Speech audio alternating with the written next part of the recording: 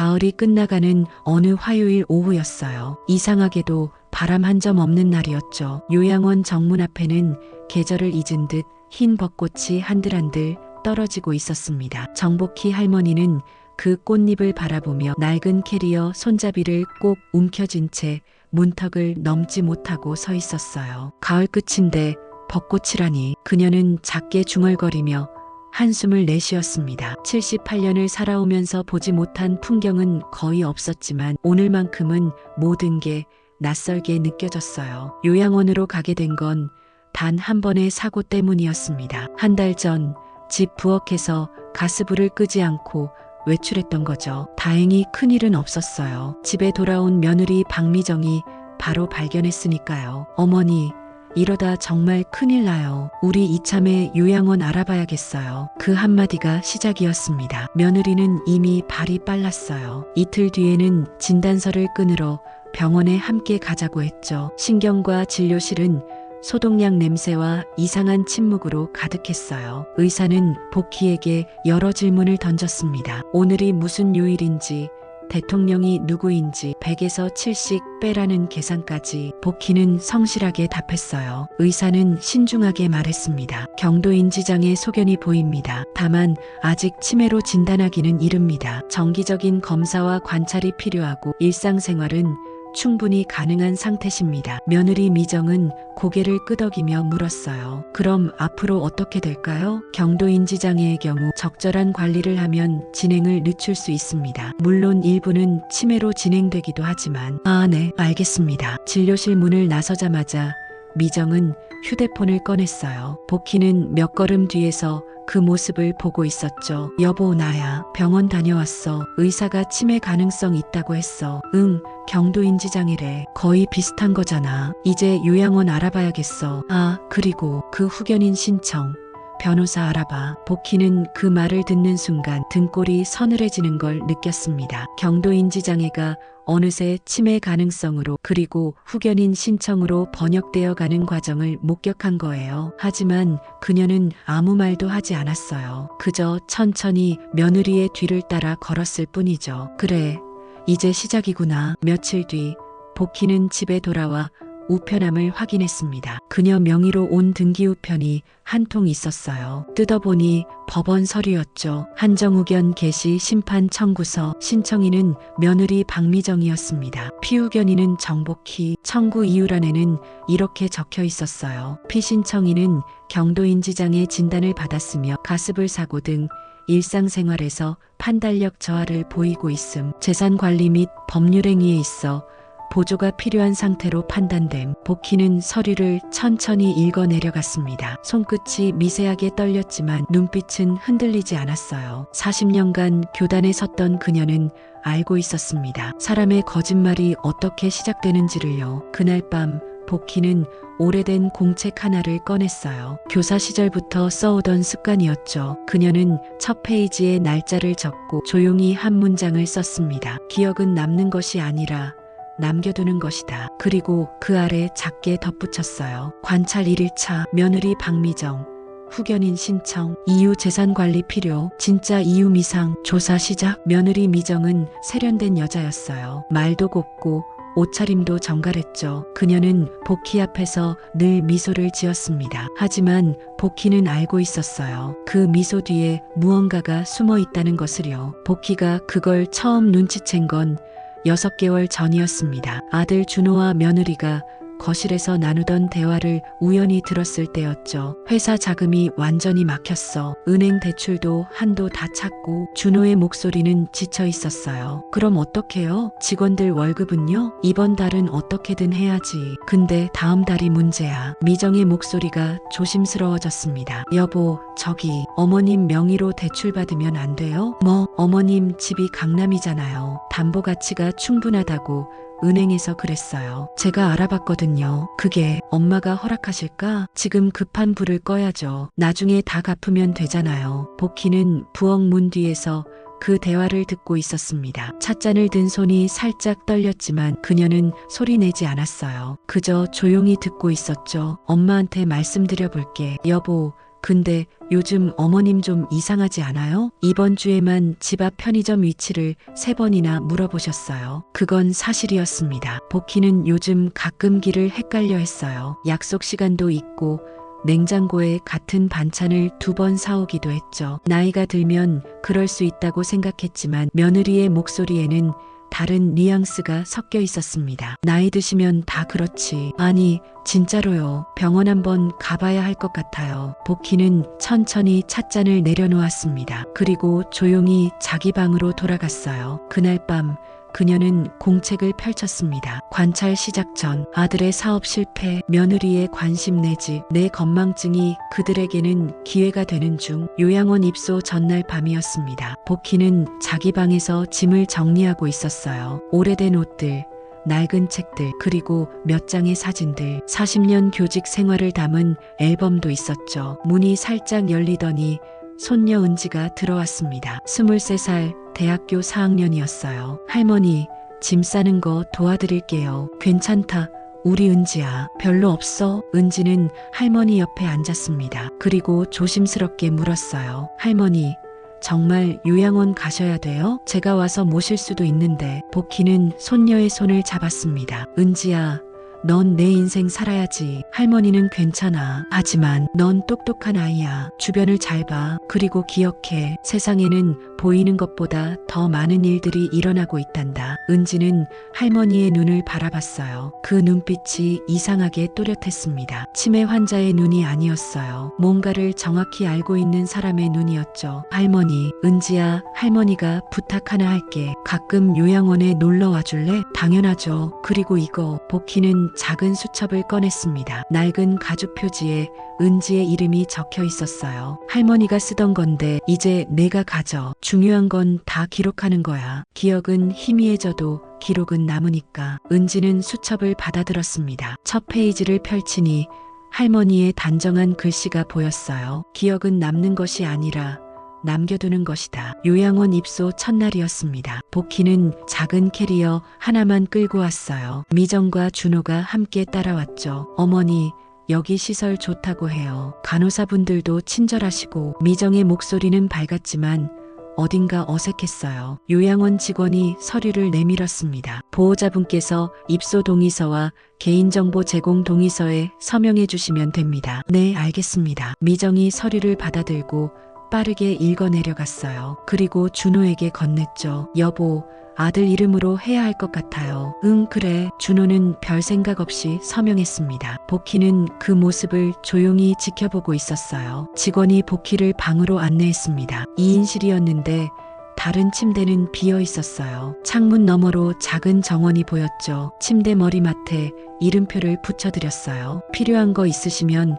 언제든 호출 버튼 누르세요. 복희는 고개를 끄덕였습니다. 직원이 나가고 미정과 준호도 곧 떠났어요. 어머니, 다음 주에 또 올게요. 편히 계세요. 그래, 조심해서 가거라. 문이 닫혔습니다. 복희는 천천히 침대에 앉았어요. 그리고 머리맡에 이름표를 봤죠. 입소자 정복희 78세, 진단명 경도인지장애. 그 글자를 보는 순간 복희는 속으로 작게 웃었습니다. 경도인지장애라. 그 말 하나가 세상을 얼마나 바꿔놓는지 알면 놀랄 거다. 그녀는 가방에서 공책을 꺼냈어요. 그리고 3페이지를 펼쳐 적었습니다. 요양원 입소 1일차, 관찰 본격 시작. 이제 그들은 안심할 것이다. 나를 안전하게 격리했다고 생각하겠지. 하지만 관찰하는 건 나다. 요양원 첫 주가 지나갔습니다. 복희는 규칙적인 생활에 적응해 갔어요. 아침 7시 기상, 8시 식사, 9시 산책. 다른 어르신들은 대부분 TV를 보거나 조용히 앉아 계셨죠. 복희는 주변을 세밀하게 관찰했습니다. 누가 언제 들어오고, 전화가 몇 번 울리고, 간호사들이 어떤 대화를 나누는지까지요. 사람의 거짓말은 패턴 속에 숨어 있지. 그녀가 공책에 그렇게 적었어요. 입소 3일째, 미정이 전화를 걸어왔습니다. 어머니, 잘 지내세요? 그럭저럭. 어머니, 있잖아요. 병원비가 자동이체로 안 돼서 제가 카드로 바꿔놨어요. 그래, 네, 그게 편하잖아요. 어머니가 일일이 확인하실 필요 없고. 복희는 잠시 침묵했습니다. 카드는 누구 거냐? 제 카드요. 그냥 제가 먼저 내고 나중에 정산하면 되니까요. 그래, 고생이 많구나. 아니에요. 당연한 거죠. 전화를 끊고 나서 복희는 공책에 적었어요. 입소 3일, 미정, 병원비 자동이체 명목으로 본인 카드 등록, 이유 편애 아니면 통장 내역 장악. 일주일째 되던 날 요양원 원무과 직원이 복희를 찾아왔습니다. 어르신, 며느님께서 입소 관련 서류 몇 가지 더 가져가셨는데요. 혹시 아세요? 무슨 서류? 주민등록 등본이랑 인감증명서요. 복희의 눈빛이 날카로워졌습니다. 내가 준 적 없는데. 아, 보호자분이시니까 필요하셔서 가져가신 것 같아요. 요양원 행정 처리 때문에 필요하다고 하셨거든요. 그랬구나. 직원이 나간 뒤 복희는 한참 동안 창밖을 바라봤어요. 해가 천천히 기울고 있었습니다. 이제 시작하는구나. 인감증명서까지 가져갔다는 건. 그날 밤 그녀는 공책에 길게 적었습니다. 입소 7일, 미정, 인감증명서 무단 수령, 요양원 직원에게는 행정처리라고 거짓말, 인감증명서로 할 수 있는 1. 부동산 담보대출, 재산 처분, 명예 변경, 위험 수위 상승, 증거 수집 필요. 복희는 펜을 내려놓고 작게 웃었어요. 이제 좀 더 똑똑하게 움직여야겠구나. 입소 2주째. 복희는 특별한 사람을 만났습니다. 새로 배치된 간병인이었는데 50대 중반쯤 되어 보이는 남자였어요. 이름표에는 윤동철이라고 적혀 있었죠. 어르신, 처음 뵙겠습니다. 앞으로 제가 2층을 담당하게 됐습니다. 복희는 그의 얼굴을 자세히 봤어요. 어딘가 낯익은 얼굴이었습니다. 혹시 윤동철? 네, 6학년 3반 윤동철. 남자의 눈이 휘둥그레졌습니다. 어떻게, 선생님? 그래, 나 정복희 선생이다. 윤 씨는 감격한 표정으로 복희의 손을 잡았어요. 선생님, 저 진짜 맞아요. 기억해 주시다니. 너 그때 수학 시험에서 만점 맞고 울었던 애 아니니? 맞아요. 평생 그 기억이 남아 있어요. 두 사람은 한참을 옛날 이야기를 나눴습니다. 복희는 그가 이혼 후 혼자 살면서 간병인 일을 시작했다는 걸 알게 됐어요. 그리고 이 요양원에서 일한 지 2년이 됐다고 했죠. 윤 씨는 조심스럽게 물었습니다. 선생님, 근데 정말 치매세요? 저는 전혀 그렇게 안 보이는데. 복희는 주변을 살피고 나서 작게 웃었어요. 동철아, 세상에는 두 가지 종류의 사람이 있단다. 진짜 아픈 사람과 아픈 척하는 사람. 그럼 선생님은? 나는 세 번째야. 아프다고 오해받는 걸 이용하는 사람. 윤 씨는 복희를 빤히 바라봤습니다. 무슨 일이 있으신 거예요? 복희는 잠시 망설이다가 말했어요. 동철아, 선생님이 부탁 하나 할게. 앞으로 며느리가 이곳에 오면 무슨 말을 하는지 잘 들어줄래? 네, 증인이 필요해. 내가 뭐라고 하고 며느리가 뭐라고 하는지. 나중에 내가 그걸 증언해줘야 할지도 몰라. 윤 씨는 진지한 표정이 됐어요. 선생님, 무슨 일인지 말씀해주세요. 복희는 천천히 지난 6개월간의 일들을 이야기해줬습니다. 아들의 사업 실패, 며느리의 수상한 움직임, 그리고 후견인 신청까지. 그래서 선생님이 일부러 여기 오신 거예요? 아니, 처음엔 진짜로 그냥 왔어. 가습을 사건도 내 실수였고, 근데 며느리가 너무 빨리 움직이더라고. 그래서 알았지. 아, 이 아이가 기다리고 있었구나. 그때부터 나도 계획을 세우기 시작했어. 윤 씨는 한숨을 쉬었습니다. 선생님, 이런 일이 생각보다 많아요. 여기서 일하면서 봤거든요. 가족들이 어르신들 재산 노리고 요양원에 보내는 경우가. 그래서 더 조심해야 해. 증거가 없으면 나만 미친 노인 취급받아. 그러니까 내가 도와줘야 해. 제가 뭘 하면 돼요? 우선 며느리가 올 때마다 옆에 있어줘. 그리고 내가 며느리랑 통화할 때도 내가 들은 걸 나중에 증언할 수 있으니까. 알겠습니다, 선생님. 복희는 윤 씨의 손을 꼭 잡았어요. 고맙다, 동철아. 선생님이 너 수학 가르쳤던 게 이럴 때 쓰이는구나. 두 사람은 조용히 웃었습니다. 입소 3주째.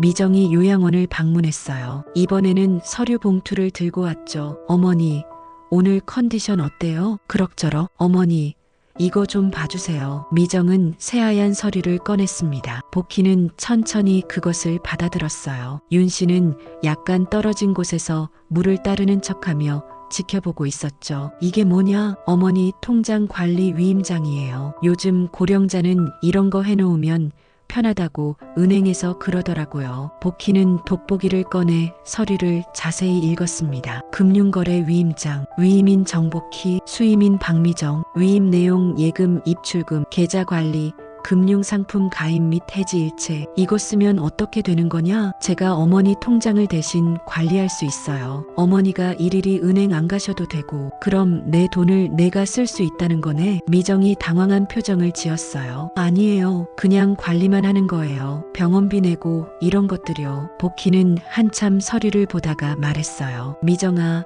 은행은 내가 아직 갈 수 있어. 하지만 어머니가 치매 진단 받으셨잖아요. 경도인지장애랑 치매는 다르단다. 하지만 오늘은 안 쓸래. 머리가 아파서. 미정의 얼굴이 굳었습니다. 어머니, 이거 중요한 건데요. 중요하면 다음에 해도 되지. 오늘은 컨디션이 안 좋아. 복희는 서류를 미정에게 돌려줬어요. 미정은 입술을 깨물더니 억지로 웃었습니다. 네, 알겠어요. 다음에 다시 올게요. 미정이 나간 뒤 윤 씨가 다가왔어요. 선생님, 다 들었어요. 고맙다. 오늘 날짜랑 시간, 그리고 며느리가 무슨 말했는지 내가 따로 적어도. 네, 선생님. 복희는 공책을 펼쳐 적었습니다. 입소 21일, 미정.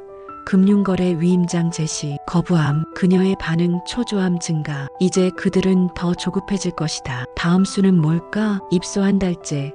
복희는 본격적으로 연기를 시작했어요. 점점 더 치매 증상을 보이는 척했죠. 아침 식사 시간에 숟가락을 떨어뜨리기도 하고 간호사 이름을 틀리게 부르기도 했습니다. 저기 김 선생? 어르신, 저 이 선생이에요. 아, 그래, 미안해. 어떤 날은 윤 씨에게 같은 질문을 3번이나 했어요. 오늘 무슨 요일이지? 수요일이에요, 선생님. 10분 뒤에 또 물었죠. 오늘이 무슨 요일이라고 했지? 윤 씨는 인내심 있게 대답했습니다. 하지만 밤이 되면 복희는 완전히 다른 사람이 됐어요. 공책을 펼치고 또렷한 글씨로 기록을 남겼죠. 입소 30일, 치매 연기 본격화, 직원들의 반응 동정과 무관심, 완벽한 위장, 미정에게 소식이 전달될 것임. 그리고 실제로 며칠 뒤 미정이 전화를 걸어왔을 때 간호사는 이렇게 말했습니다. 요즘 어르신 상태가 좀 안 좋으세요. 기억력이 더 떨어지신 것 같아요. 전화기 너머로 미정의 목소리가 들렸어요. 아, 그래요? 역시 치매가 진행되고 있나 보네요. 알겠습니다. 제가 곧 병원 모시고 갈게요. 복희는 그 대화를 복도 끝에서 듣고 있었습니다. 그리고 작게 웃었어요. 그래, 그렇게 믿어라. 내가 안심할수록 내 계획은 더 확실해진다. 입소 45일째. 은지가 요양원을 방문했습니다. 대학교 시험이 끝나고 처음 오는 거였어요. 할머니, 우리 은지 왔구나. 은지는 할머니의 손을 잡았어요. 그런데 이상했습니다. 다른 사람들 앞에서는 흐릿해 보이던 할머니의 눈빛이 은지 앞에서는 또렷했거든요. 할머니, 괜찮으세요? 그럼 할머니는 괜찮아. 근데 엄마가 그러는데 할머니가 요즘 기억을 많이 잊으신대요. 복희는 주변을 살폈어요. 다른 사람들이 없는 걸 확인하고 나서 은지에게 속삭였습니다. 은지야, 할머니 지금 할 말 잘 들어. 네, 할머니는 치매 아니야. 아픈 척하는 거야. 은지는 깜짝 놀랐어요. 뭐라고요? 너희 엄마가 지금 할머니 재산을 노리고 있어. 그래서 할머니가 일부러 멍청한 척하면서 증거를 모으고 있는 거야. 설마. 은지야, 넌 똑똑한 애야. 집에 가서 엄마 아빠 행동 잘 봐. 그리고 이상한 거 있으면 할머니한테 알려줘. 은지는 멍한 표정으로 할머니를 바라봤어요. 할머니, 진짜예요? 응, 그리고 이거. 복희는 작은 메모지를 은지의 손에 쥐어줬습니다. 이건 할머니 통장 비밀번호야. 내가 가지고 있어. 혹시 모르니까. 할머니, 걱정 마. 할머니는 아직 멀쩡해. 그냥 세상이 할머니를 아프다고 믿게 하는 게 지금은 더 안전한 거야. 은지는 눈시울이 붉어졌어요. 할머니, 무섭지 않으세요? 복희는 은지의 머리를 쓰다듬었습니다. 무섭지. 하지만 진실이 더 무서워. 할머니가 지금 아무것도 안 하면 나중엔 정말로 아무것도 할 수 없게 돼. 입소 2달째. 상황이 급변하기 시작했어요. 어느 날 오후 복희가 낮잠에서 깨어나니 미정이 원무과 사무실에서 직원과 이야기하고 있었습니다. 복희는 복도 끝에서 조용히 그 모습을 지켜봤어요. 요양원비를 어머니 계좌에서 자동이체로 하고 싶은데요. 계좌번호랑 비밀번호를 알려주셔야 하는데 제가 관리하고 있어서 아는데 본인 동의가 필요한가요? 원칙적으로는 어르신께 직접 확인받아야 합니다. 어머니가 치매세요. 지금 당장 여쭤봐도 기억 못하실 거예요. 직원이 난처한 표정을 지었어요. 그래도 규정이 한정후견인 신청 중이에요. 법원 서류 나오면 제가 법적 대리인이에요. 미리 처리해두면 안 될까요? 복희는 그 대화를 듣고 방으로 돌아왔습니다. 손이 떨렸지만 이건 분노가 아니라 확신의 떨림이었어요. 이제 확실해졌어. 저 아이는 진짜로 내 돈을 노리고 있구나. 그날 밤 그녀는 공책에 길게 적었습니다. 입소 62일 미정. 요양원비 자동이체 명목으로 내 계좌 정보 요구. 아직 후견인 선임도 안 됐는데 법적 대리인이라고 주장. 거짓말이 점점 대담해지고 있음. 그리고 마지막 줄에 이렇게 덧붙였어요. 이제 적극적으로 증거를 만들어야 할 때다. 입소 70일째.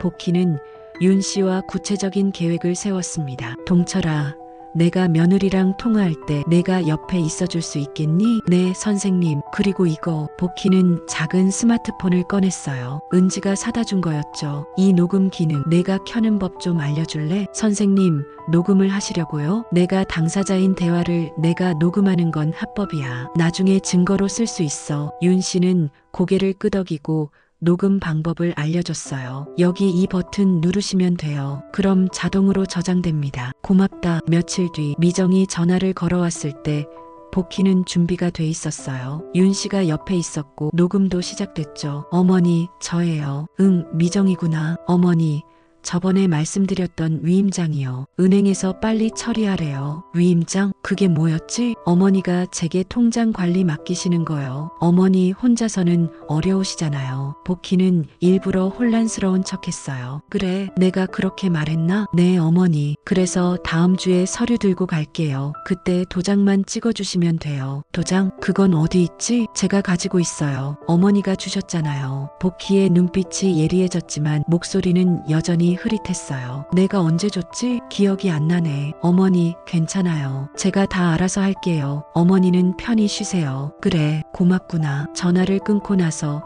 복희는 윤 씨를 바라봤습니다. 들었지? 네. 어머니가 주셨다고 거짓말했어요. 인감도장은 내가 은지한테 맡겼어. 며느리한테 준 적 없지. 복희는 휴대폰을 확인했어요. 녹음이 제대로 저장돼 있었습니다. 이제 하나씩 쌓이고 있어. 입소 80일째 법원에서 통지서가 왔어요. 한정후견 심판건이었습니다. 신문기일 통지서 2025년 1월 15일 오전 10시 서울가정법원. 복희는 그 통지서를 받아들고 한참을 봤어요. 이제 한 달 뒤면 법원에 가야 했습니다. 판사 앞에서 자신이 정말로 후견인이 필요한지 판단받는 날이었죠. 동철아, 나 법원 가게 됐어. 저도 봤어요. 어떻게 하실 거예요? 가야지. 가서 내가 멀쩡하다는 걸 보여줘야 해. 하지만 며느리분이 내가 법정에서 또렷하게 말하면 판사가 알아볼 거야. 내가 후견인이 필요 없다는 걸. 복희는 그날부터 준비를 시작했어요. 매일 신문을 읽고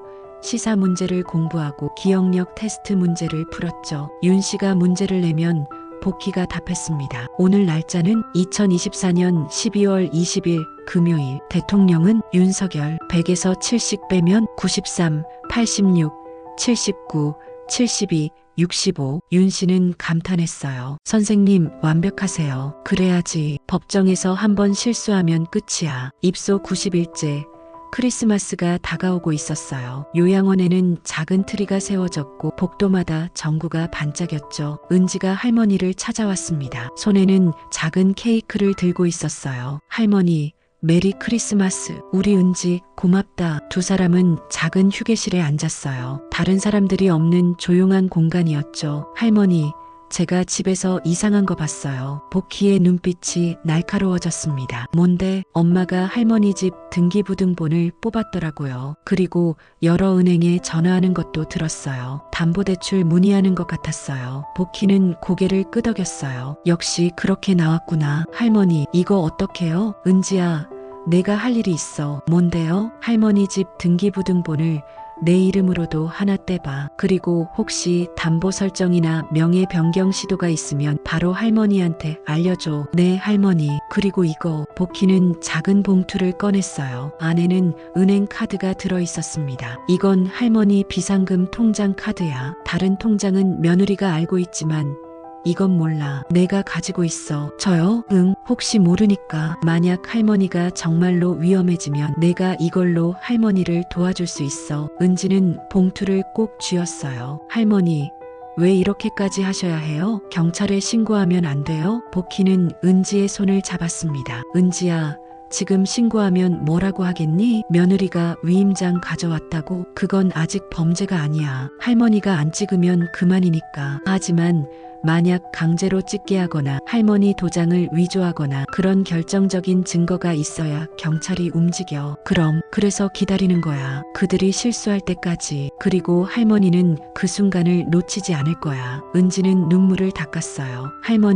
할머니는 정말 강하세요. 강한 게 아니라 오래 살아서 그래. 세상이 어떻게 돌아가는지 알게 됐어. 새해가 밝았습니다. 2025년 1월이었어요. 복희는 매일 아침 창가에 앉아 해돋이를 봤습니다. 새해 첫날 그녀는 공책에 이렇게 썼어요. 새해 첫날, 입소 100일째, 이제 2주 뒤면 법원에 간다. 나의 정신 상태가 판단받는 날, 준비는 끝났다. 이제 실전만 남았다. 윤 씨가 아침 약을 가져왔습니다. 선생님, 새해 복 많이 받으세요. 고맙다, 동철아. 너도 법원 준비는 잘 되세요? 응, 근데 하나 더 준비해야 할 게 있어. 뭔데요? 며느리가 법원 오기 전에 한 번 더 찾아올 거야. 마지막으로 위임장에 도장 찍으라고. 어떻게 아세요? 사람 심리가 그래. 법원 가기 전에 최대한 많은 걸 확보해 두려고 할 거야. 그날이 가장 중요해. 왜요? 그날 며느리가 진짜 본심을 드러낼 거거든. 그걸 녹음해야 해. 복희의 예상은 정확했습니다. 법원 신문 일주일 전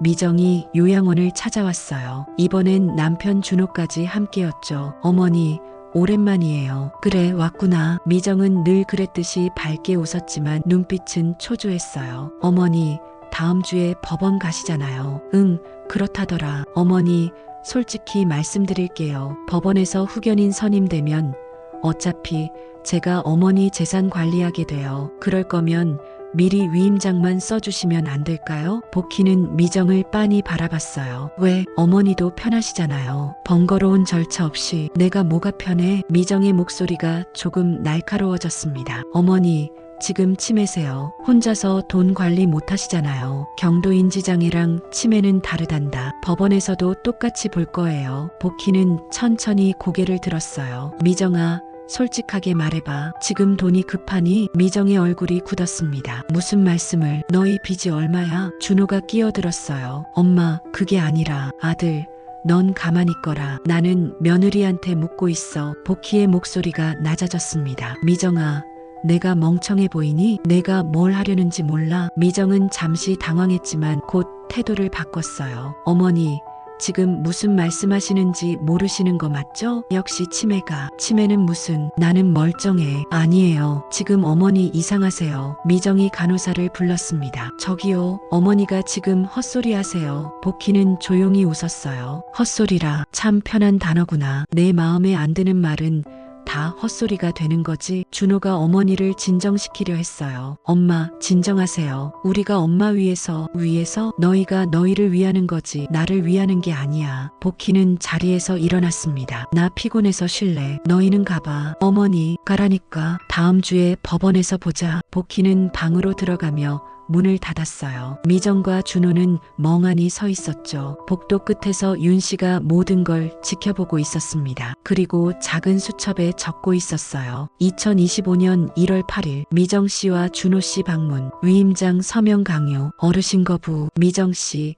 역시 치매가라고 발언. 준호 씨, 적극적 만류 없음. 방 안에서 복희는 휴대폰 녹음을 멈췄습니다. 모든 대화가 저장돼 있었어요. 그녀는 공책을 펼쳐 적었습니다. 입소 108일, 결정적 대화 녹음 완료. 미정의 본심 확보. 이제 법원만 남았다. 그리고 마지막 줄에 조용히 덧붙였어요. 진실을 말할 준비가 됐다. 2025년 1월 15일 법원 신문 날이었습니다. 복희는 아침 일찍 일어나 단정하게 옷을 입었어요. 남색 한복에 흰 저고리, 머리도 깔끔하게 빗었죠. 거울을 보니 78세 노인이 아니라 40년 교단에 섰던 정 선생님이 보였습니다. 윤 씨가 문을 두드렸어요. 선생님, 준비 다 되셨어요? 응, 가자. 법원으로 가는 차 안에서 복희는 창밖을 바라봤습니다. 겨울 하늘이 맑았어요. 새들이 날아가는 모습이 보였죠. 동철아, 오늘 내가 증인으로 서줘야 해. 네, 알고 있어요. 제가 본 것, 들은 것 다 말씀드릴게요. 고맙다. 선생님, 떨리세요? 복희는 잠시 생각하다가 대답했어요. 떨리지. 하지만 진실을 말하는 게 떨리는 건 이상한 일이야. 거짓말하는 사람이 떨려야 정상이지. 서울가정법원 402호 법정. 복희가 들어서자 미정과 준호가 이미 앉아 있었어요. 그들 옆에는 변호사도 있었죠. 복희는 천천히 자리에 앉았습니다. 판사가 입장했어요. 50대 정도 되어 보이는 여성 판사였습니다. 한정우견 개시 심판 사건입니다. 신청인 측 먼저 의견 진술해 주세요. 미정의 변호사가 일어났어요. 피신청인 정복희 씨는 현재 경도인지장애 진단을 받았으며 일상생활에서 판단력 저하를 보이고 있습니다. 가습을 사고, 기억력 감퇴 등 여러 증상이 나타나고 있어 재산 관리에 어려움이 있습니다. 따라서 한정후견인 선임이 필요합니다. 판사는 서류를 보며 물었어요. 경도인지장애 진단서가 제출돼 있네요. 하지만 치매 진단은 아니죠? 네, 하지만 전 단계라고 볼 수 있습니다. 전 단계와 현재 상태는 다릅니다. 정복희 씨, 직접 의견 말씀해 주시겠어요? 복희가 일어났습니다. 목소리는 또렷했어요. 판사님, 저는 한정후견인이 필요 없습니다. 제가 제 재산을 관리할 수 있습니다. 하지만 병원 진단서에는 경도인지장애는 치매가 아닙니다. 의사 선생님도 그렇게 말씀하셨습니다. 정기 검사가 필요하다고 했지 법적 능력이 없다고 하지 않았습니다. 판사는 복희를 자세히 봤어요. 몇 가지 질문 드리겠습니다. 오늘 날짜가 어떻게 되나요? 2025년 1월 15일 수요일입니다. 대통령은 누구죠? 윤석열 대통령입니다. 100에서 70 빼면 93, 86, 79, 72, 65, 58, 51. 복희는 막힘없이 대답했어요. 판사는 고개를 끄덕였죠. 현재 상태로는 의사결정 능력에 문제가 없어 보이네요. 미정의 변호사가 급히 말했어요. 하지만 일상에서는 다릅니다. 요양원 직원들도 증언할 수 있습니다. 그럼 증인 신문하시죠. 요양원 간호사가 증인석에 섰습니다. 어르신이 요즘 어떤 상태인가요? 가끔 날짜를 헷갈려 하시고 사람 이름도 틀리게 부르세요. 같은 질문을 여러 번 하시기도 하고요. 미정의 변호사가 고개를 끄덕였어요. 보시다시피 일상생활에서 인지 기능이 떨어지고 있습니다. 하지만 판사는 다시 물었어요. 그런 증상이 일관적인가요? 네, 항상 그런가요? 아니면 가끔인가요? 간호사가 잠시 생각했어요.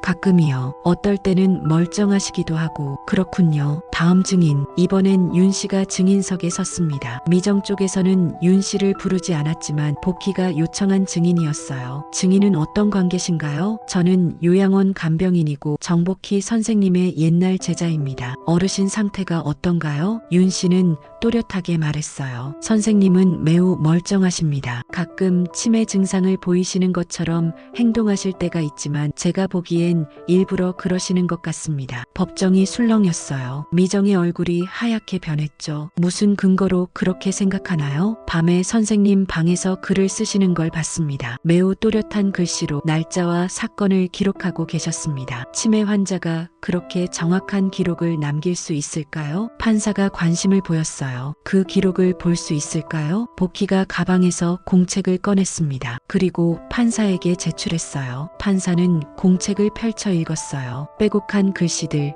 정확한 날짜들, 상세한 기록들. 이건 치매 환자의 글이 아니었습니다. 정복희 씨, 이게 당신이 쓴 건가요? 네, 판사님. 왜 이런 기록을 하신 겁니까? 복희는 천천히 말했어요. 제 며느리가 제 재산을 노리고 있다는 걸 알았습니다. 그래서 증거를 모으기 시작했습니다. 법정이 또 한 번 술렁였어요. 며느리가 재산을 노린다는 게 무슨 뜻입니까? 제 동의 없이 인감증명서를 발급받았습니다. 금융거래 위임장을 강요했습니다. 그리고 제가 치매라고 거짓말을 퍼뜨렸습니다. 미정이 벌떡 일어났어요. 그건 거짓말이에요. 저는 어머니를 위해서. 판사가 손을 들었습니다. 정복희 씨, 증거가 있습니까? 네. 복희는 USB를 꺼냈어요. 여기에 며느리와의 통화 녹음이 들어 있습니다. 제가 당사자로서 녹음한 것이니 합법입니다. 판사는 USB를 받아들고 재생했어요. 어머니, 지금 치매세요. 혼자서 돈 관리 못 하시잖아요. 어머니가 주셨잖아요. 인감도장에 대한 거짓말. 법원에서도 똑같이 볼 거예요. 미정의 목소리가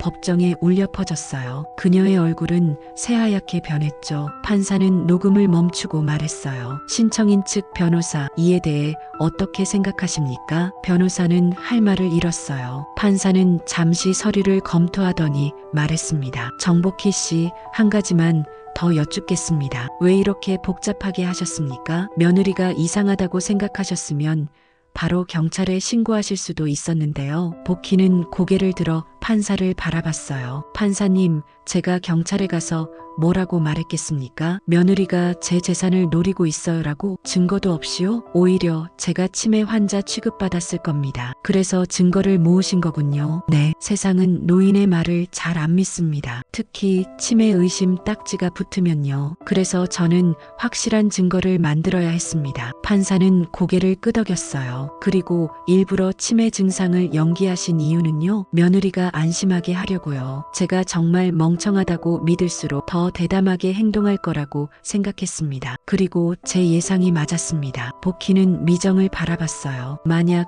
제가 계속 멀쩡한 척했다면 며느리는 더 조심했을 겁니다. 증거를 남기지 않았을 거예요. 하지만 제가 치매 환자처럼 행동하니까 방심했죠. 판사는 미정을 향해 물었어요. 신청인 하실 말씀 있으십니까? 미정은 눈물을 흘리며 말했어요. 저는 정말 어머니를 위해서. 어떤 부분이 어머니를 위한 거였습니까? 동의 없이 인감증명서를 발급받은 것이요? 위임장에 서명하라고 압박한 것이요? 미정은 대답하지 못했어요. 판사는 판결을 내렸습니다. 이 사건은 한정우견 개시 신청을 기각합니다. 피신청인 정복희 씨는 현재 자신의 재산과 법률 행위를 스스로 관리할 능력이 충분합니다. 오히려 신청인의 행위에 대해서는 별도의 조사가 필요해 보입니다. 판사는 미정을 쳐다봤어요. 인감증명서 무단 발급과 위임장 강요는 범죄 혐의가 있을 수 있습니다. 검찰에 이 사건을 통보하겠습니다. 법정 밖으로 나왔을 때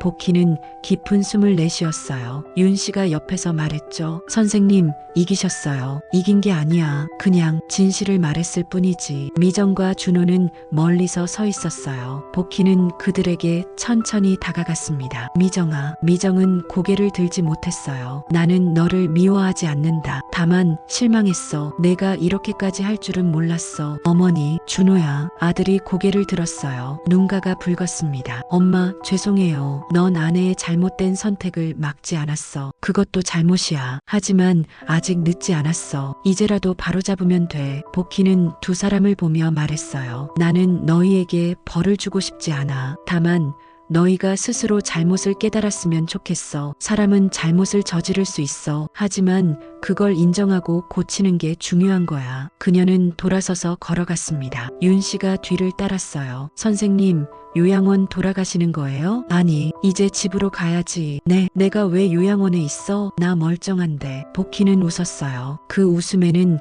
해방감이 담겨 있었습니다. 그날 저녁 복희는 3개월 만에 자기 집으로 돌아왔어요. 익숙한 현관 냄새, 오래된 가구들, 그리고 창문 너머로 보이는 서울 야경, 모든 게 그대로였습니다. 복희는 거실 소파에 앉았어요. 그리고 은지에게 전화를 걸었죠. 은지야, 나 집에 왔어. 할머니, 오늘 법원 어떻게 됐어요? 이겼어. 아니, 이긴 게 아니라 진실이 밝혀졌어. 다행이에요, 할머니. 은지야, 내일 할머니 집에 올 수 있어? 물론이죠. 할머니가 해줄 이야기가 있어. 다음 날 은지가 할머니 집을 찾아왔습니다. 복희는 따뜻한 차를 내왔어요. 은지야, 할머니가 이 3개월 동안 깨달은 게 있어. 뭔데요? 사람들은 노인을 쉽게 무시해. 특히 치매라는 딱지가 붙으면 더 그래. 그게 무섭더라. 은지는 할머니의 손을 잡았어요. 할머니는 강하세요. 강한 게 아니야. 그냥 준비가 됐을 뿐이지. 은지야, 세상에는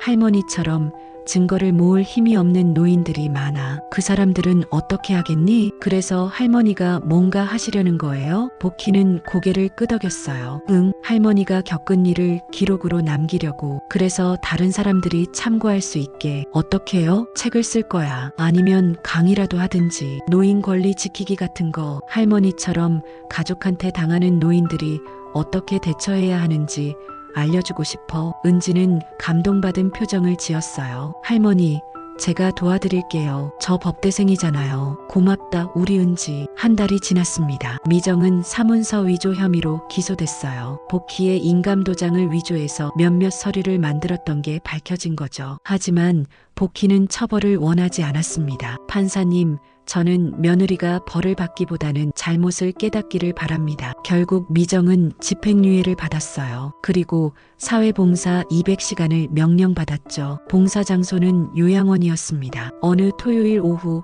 복희는 미정이 봉사하는 요양원을 찾아갔어요. 미정은 어르신들의 식사를 돕고 있었습니다. 미정아. 미정은 깜짝 놀라 돌아봤어요. 어머니, 잘 지내니? 네, 죄송해요, 어머니. 미정의 눈에서 눈물이 흘렀어요. 이번에는 진짜 눈물이었습니다. 저 여기서 일하면서 많이 깨달았어요. 어르신들이 얼마나 외롭고 두려워하시는지, 제가 어머니한테 한 짓이 얼마나 나쁜 건지. 복희는 미정의 어깨를 토닥였어요. 사람은 잘못을 할 수 있어. 중요한 건 그걸 깨닫는 거야. 어머니는 저를 용서하세요? 복희는 잠시 생각했어요. 용서는 시간이 필요해. 하지만 나는 내가 변하기를 바라. 진심으로. 미정은 고개를 끄덕였어요. 꼭 그렇게 할게요, 어머니. 몇 달이 더 지났습니다. 복희는 지역 문화센터에서 강의를 시작했어요. 제목은 노인의 권리 지키는 법이었습니다. 첫 강의 날 20명 정도의 노인들이 모였어요. 모두 비슷한 고민을 가진 사람들이었죠. 안녕하세요.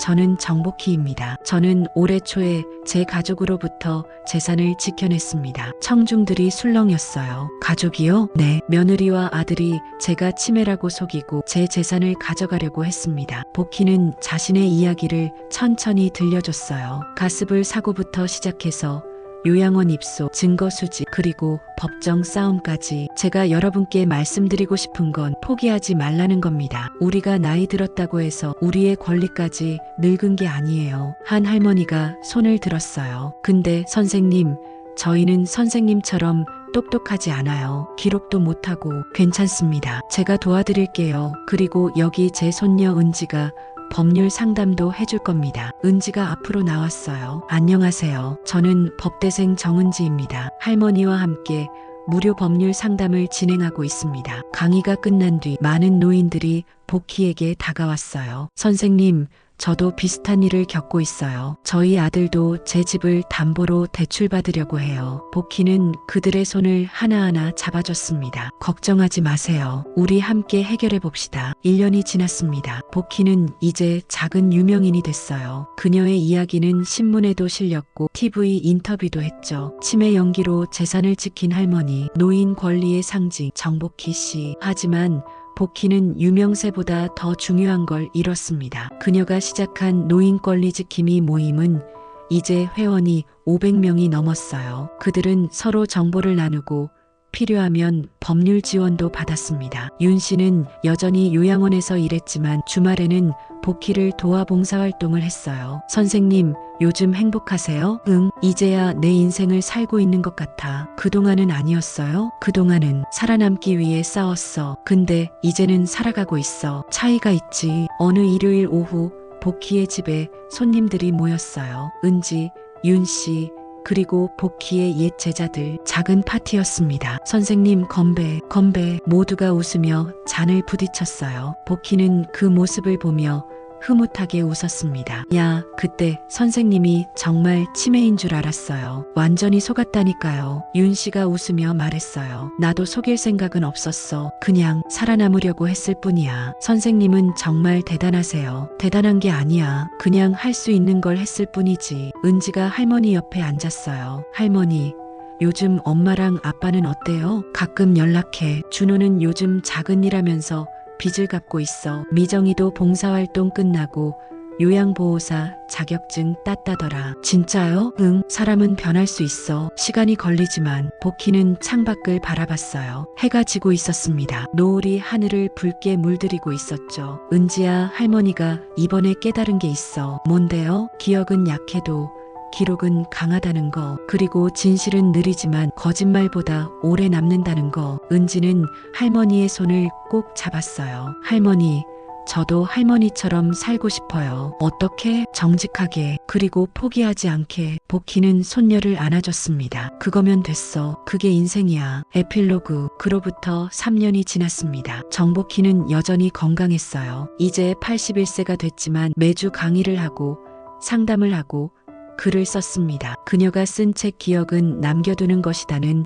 베스트셀러가 됐어요. 많은 노인들이 그 책을 읽고 용기를 얻었습니다. 미정과 준호는 천천히 관계를 회복해 갔어요. 완전히 예전으로 돌아가지는 못했지만 그들은 노력하고 있었습니다. 어느 여름날 복희는 은지와 함께 카페에 앉아 있었어요. 할머니, 이거 봐요. 할머니 이야기가 드라마로 만들어진대요. 정말? 네. 제목이 치매인 줄 알았던 천재 할머니래요. 복희는 웃었어요. 천재라니 과찬이네. 아니에요. 할머니는 진짜 천재예요. 모두가 포기했을 때 싸우신 거잖아요. 싸운 게 아니야, 은지야. 나는 그냥 진실을 지켰을 뿐이야. 은지는 할머니를 바라봤어요. 주름진 얼굴이지만 눈빛만큼은 여전히 또렷했습니다. 할머니, 후회하는 거 없으세요? 하나 있지. 뭔데요? 좀 더 일찍 행동할걸. 그럼 며느리도 덜 깊이 빠졌을 텐데. 복희는 창밖을 바라봤어요. 거리에는 사람들이 오가고 있었습니다. 젊은 사람, 늙은 사람, 모두가 각자의 삶을 살고 있었죠. 은지야, 세상은 계속 변해. 하지만 변하지 않는 게 하나 있어. 뭔데요? 진실은 언제나 빛을 찾는다는 거. 시간이 걸려도 결국엔 드러나. 은지는 고개를 끄덕였어요. 할머니, 저 할머니 이야기를 계속 전할게요. 많은 사람들이 알아야 하니까. 고맙다, 우리 은지. 두 사람은 따뜻한 차를 마시며 창밖을 바라봤습니다. 햇살이 따스했고 바람은 부드러웠어요. 복희는 조용히 중얼거렸습니다. 기억은 사라져도 기록은 남는다. 그리고 나는 기록했다. 이제 세상이 기억할 차례다. 그날 저녁 복희는 집으로 돌아와 책상에 앉았어요. 그리고 새 공책을 펼쳤습니다. 첫 페이지에 이렇게 썼죠. 2028년 여름, 나는 여전히 기록한다. 왜냐하면 기억은 쉽게 흐려지지만 기록된 진실은